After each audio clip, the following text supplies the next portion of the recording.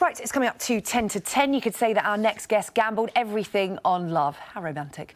They focus all their energies on launching a dating app that targets only Muslims. And with almost 1 million members and counting, they have claimed 100 successful matches every day worldwide. It's called Muzmatch, and it certainly seems to have been worth the risk for its creators, who are with me now, Ryan, Brodie and Shahzad Younas. Good morning to you.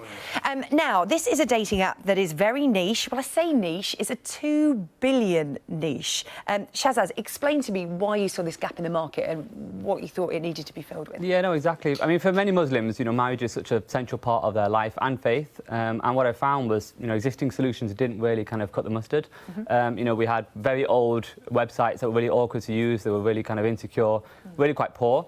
Or on the alternative, you had, family introductions and that kind of thing. And for a lot of young Muslims growing up who are looking, ultimately for their life partner, they're kind of stuck between these two, call it average options. And that's why I thought, actually, with technology, with apps, and things really moving along on a fast pace, I thought, well, why do we not have an app that kind of rivals some of the leading mainstream dating apps, but for the Muslim market, to really target this particular need?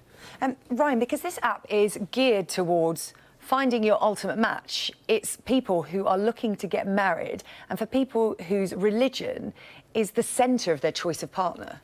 Yes, absolutely. It's for people who just want to marry a Muslim.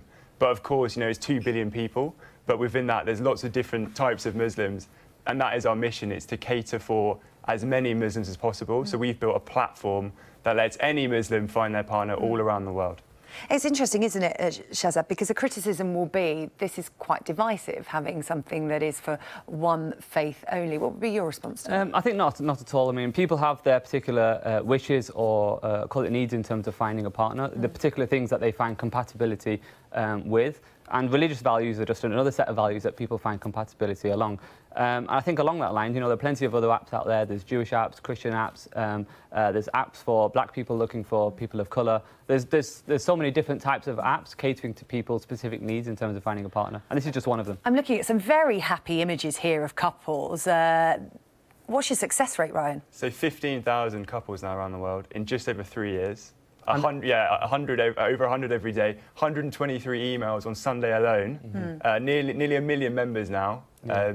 The app is in 13 languages around. I had a great little story in this morning. Yeah. My neighbour sent me a message this morning telling me that a relative of his got married through our app, and he just said thank you very much. So you've helped over 15,000 people get married or engaged in 112 different countries, and these are just the ones you know about. Exactly, because one there's an element of taboo in the community of people. I found someone online, and that taboo is rapidly kind of decreasing, if you will, as it just becomes normalised that people find a partner online. And I think we're helping that. In the Muslim community, families get involved, don't they? Yes, of course. In terms of it's normally the families that help you towards that life partner.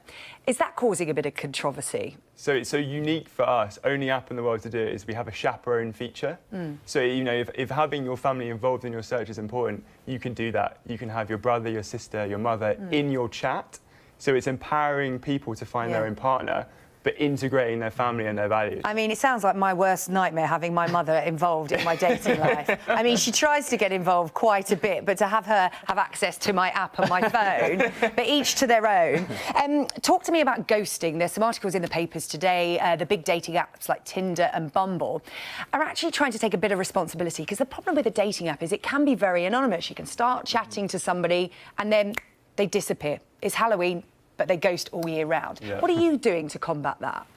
Yeah, I think there's a bunch of features we have within the app that actually kind of cater to this and specifically solve it. I think one big thing on Muzmatch is it's very not throwaway.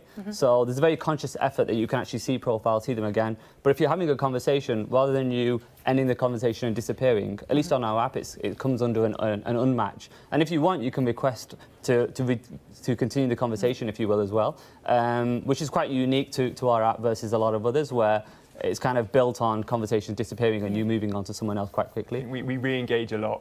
So, if a match has gone quiet, we'll say, hey, why is it Give them a little nudge. Yeah. Email, push here and there, and it does help. And we've actually, on the unmatched feature, we've had so many marriages now where people have rematched.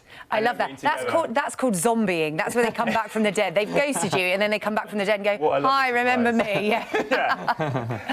What about ratings? Because that's been suggested for dating apps in terms of if you do ghost someone, your rating goes down. It's a bit like an Uber app, maybe. Is that something you'd consider? It's kind of why would you give someone good feedback, maybe, if you're unmatching them? But I mean, it's something we tried early on, and we do this. Yeah, I think rating is probably a specific word for it. For us, it's more encouraging good behaviour. Yeah. So, for example, within the app, let's say you decide to end a conversation with someone, we'll say, well, actually, they were serious, they were polite, and I would actually recommend them. They behave themselves. It's about politeness, isn't Exactly. it? Politeness in the digital world as well as in real life. Exactly. Can I see your left hands, please? Wedding rings? Both hands. Okay, practice what you preach. Right, really good to meet you, Ryan, Brodie and Shahzad, Younas, creators of Muzmatch. Thank you so really much. good to meet you today. I'm going to take a look at the weather now and ask.